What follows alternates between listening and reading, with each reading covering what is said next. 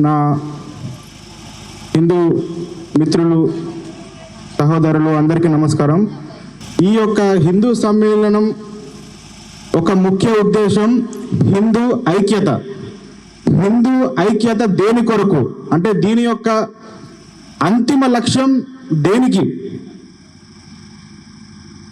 హిందువుల యొక్క ఐక్యత దేని కొరకు, దీని లక్ష్యం ఏంటిది అని మనం ఆలోచిస్తే హిందువులందరూ భారతదేశంలో ఉంటారు.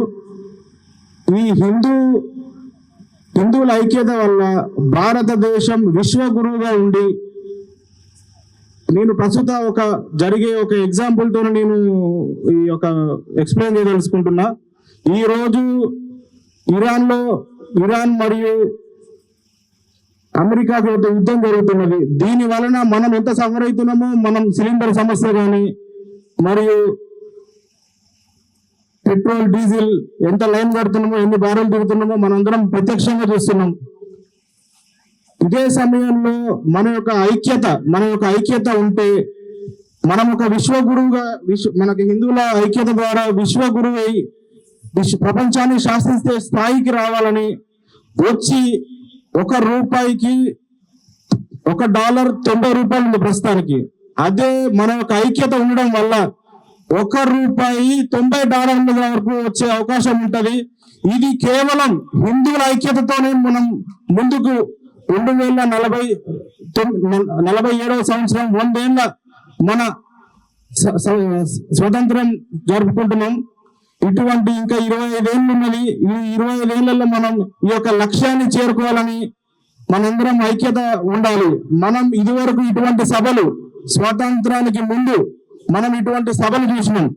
ఈ యొక్క హిందూ సభలు, ఈ యొక్క ఐక్యత సభలు స్వాతంత్రానికి ముందు మన యొక్క లక్ష్యం అప్పుడు స్వాతంత్రం కోసం ఉండేది. తర్వాత స్వాతంత్రం వచ్చిన తర్వాత తెలుగు రాష్ట్రాలని, తర్వాత రకరకాల రాష్ట్రాలని, కులాలని, వర్గాలని, పార్టీలని రకరకాలుగా విభజన జరిగింది. కానీ హిందువులందరూ ఏకంగా ఉండాలనే ఉద్దేశంతో 100 ఏళ్ళ జరిగినందున ఈ రోజు RSS వాళ్ళ ఆధ్వర్యంలో ఈ రోజు హిందువులందరం ఏకంగా ఉండాలి, దీని ఆవశ్యకత ఉన్నది అని అందరికీ తెలియజేసే విధంగా ఏ విధంగా అయితే మనం ఇదివరకు తెలంగాణ యొక్క లక్ష్యం, అంతిమ లక్ష్యంతో తెలంగాణ ఉద్యమం చేసి ఇటువంటి సభలు నిర్వహించుకొని తెలంగాణని సాధించుకున్నాము, అదే విధంగా హిందువులందరం ఏకమై మనము విశ్వగురువుగా మన ఒక భారతదేశాన్ని తీర్చుకొని మనము ప్రపంచాన్ని శాసించే విధంగా మనం 2047 సంవత్సరం మనం విశ్వగురువుగా ఉండాలని కోరుకుంటాం. ఈ యొక్క కార్యక్రమం, ఇటువంటి సభలు ఇంకా ముందు మన అంతిమ లక్ష్యం ఉంది కాబట్టి ఇటువంటి కార్యక్రమాలు చాలా చేసుకుంటూ ముందుకెళ్తూ, ఇటువంటి కార్యక్రమం ఈ రోజు నాకు అవకాశం మా భగవంతుడు కల్పించిందని కోరుకుంటున్నా. నా వెనుక ఉండి నా వెన్నుముక, నేను అసలు ఇటువంటి కార్యక్రమాలకు ఎప్పుడు పాల్గొనలేదు. విష్ణువర్ధన్ సార్ నన్ను వెనక నుండి నడిపించిండు. సార్కి చాలా కృతజ్ఞతలు. మరియు కార్యవర్గ సభ్యులు, ఇటువంటి కార్యక్రమానికి కొంచెం ధనం అవసరం ఉంటే వివిధ సంఘ అధ్యక్షులు, వారికి చాలా కృతజ్ఞతలు. మరియు ఈరోజు విశిష్ట అతిథులు మేడం RYS నవత గారు, మేడం గారు చెప్పిన పంచ పరివర్తన అనే కార్యక్రమం, ఇటువంటి సభలలో ఇటువంటి డిసిప్లిన్ కి సంబంధించింది. పంచ పరివర్తన అనేది మన యొక్క డిసిప్లిన్. ఈ డిసిప్లిన్ మనం మనలో పెంచుకుంటే దీనితోనే మనం మన లక్ష్యాన్ని చేరుకోగలం అనే ఒక ఉద్దేశం. కుటుంబం గురించి మేడం ఇచ్చిన సందేశం చాలా స్ఫూర్తిదాయకం.